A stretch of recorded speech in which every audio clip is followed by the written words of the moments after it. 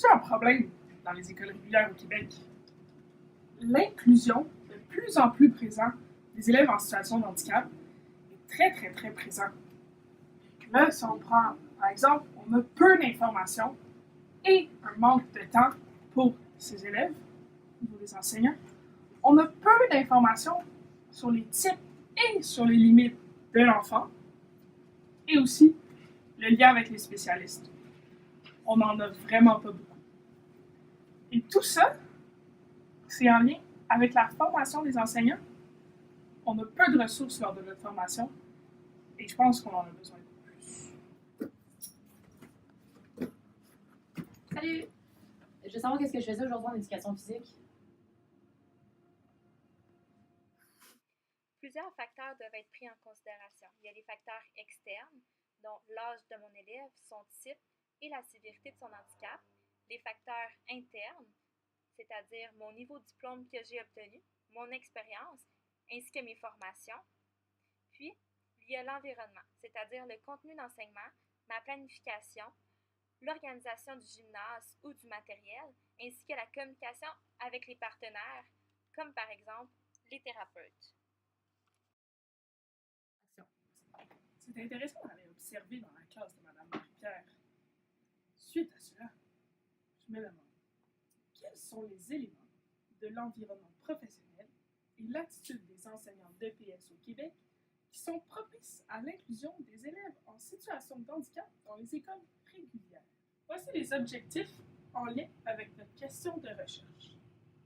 Donc, la première, identifier ce qui constitue une contrainte excessive à l'inclusion d'un élève en situation de handicap en cours d'EPS au Québec. Deuxième, déterminer les différents types de conduite des enseignants d'EPS du Québec face à l'inclusion des élèves en situation de handicap. Finalement, le troisième, cerner les facteurs facilitant l'inclusion des élèves en situation de handicap dans les cours d'EPS au Québec. Je me demande qu'est-ce que je vais faire en éducation physique. Est-ce que je vais faire comme dans les années 80 où on parlait plutôt d'insertion des élèves, où je pouvais chronométrer ou arbitrer, mais je n'étais pas incluse directement dans les activités, ou plutôt comme dans les années 90 où les élèves ont parlé plutôt d'intégration. Donc là, je participais de façon autonome à une activité en éducation physique, mais pas nécessairement avec les élèves. Ou est-ce qu'on va parler plutôt d'inclusion, comme qu'on fait en ce moment dans les écoles, où là, je peux participer aux activités avec les élèves et que les profs vont pouvoir accommoder l'activité pour que je le fasse. Je me demande vraiment ce que je vais faire. Mais je me demande ce que le prof pense. On devrait peut-être créer un questionnaire avec les profs pour voir qu'est-ce qu'ils en pensent, de nous inclure dans nos écoles. Ou même à ça, on pourrait même faire des entrevues, aller dans les écoles pour voir ce que les profs pensent vraiment de l'inclusion des élèves en situation de handicap comme moi. Parce que on veut pas d'un prof qui veut pas de nous. On veut être inclus dans les activités, puis on veut avoir des cours d'éducation physique comme tout le monde. Mais pour ça, il faut des profs qui veulent et qui aient la formation adéquate pour justement nous inclure. Donc, au niveau des résultats attendus, nous croyons que les enseignants sont peu informés et qu'il y a un manque de formation.